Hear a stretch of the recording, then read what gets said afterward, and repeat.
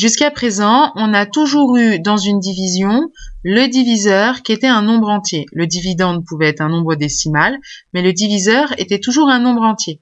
On va voir la méthode pour diviser par un nombre décimal. Alors, pour diviser par un nombre décimal qui n'est pas un nombre entier, on va se ramener à la division par un nombre entier en multipliant le dividende et le diviseur par un même nombre qui sera soit 10, soit 100, soit 1000, voire plus, si jamais on a plus de chiffres après la virgule dans le diviseur. Donnons un exemple pour expliquer cette méthode.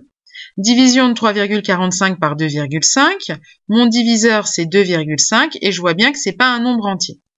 Alors 2,5, il y a un chiffre après la virgule. Si je veux facilement le transformer en nombre entier, eh bien, il suffit que mon chiffre des dixièmes devienne chiffre des unités, c'est-à-dire que j'obtienne 25. Et pour obtenir 25 à partir de 2,5, il faut que je multiplie par 10. Mais si je multiplie par 10 mon diviseur, il faudra aussi que je multiplie par 10 mon dividende. Pourquoi? Parce que le résultat de la division de 3,45 par 2,5, c'est la fraction 3,45 sur 2,5.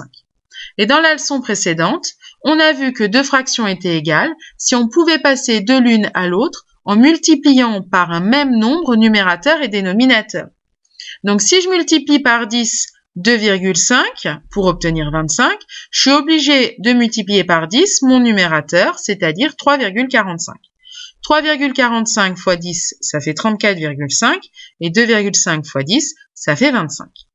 Ça veut donc dire que le résultat de la division de 3,45 par 2,5, c'est le même résultat que la division 34,5 divisé par 25.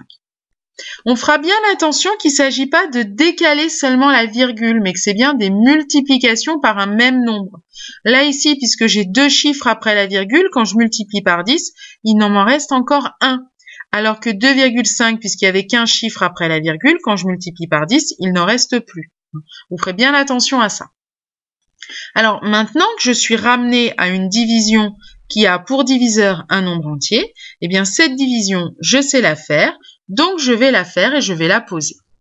Donc je vais diviser 34,5 par 25. Alors combien de fois 25 dans 34? Une fois. Une fois 25, 25. Il reste 9. J'ai ma virgule, donc j'oublie pas de poser ma virgule au quotient. Et j'abaisse maintenant le 5. Combien de fois 25 dans 95? 3 fois. 3 fois 25, 75. Il reste 20. Je continue en abaissant des zéros puisque j'ai plus rien derrière le 5. Combien de fois 25 dans 200? 8 fois. 8 fois 25, 200. Il reste 0. Ma division s'arrête. Et donc, le résultat de la division de 34,5 par 25, c'est le même que le résultat de la division de 3,45 par 2,5. Autrement dit, 3,45 divisé par 2,5, c'est égal à 1,38.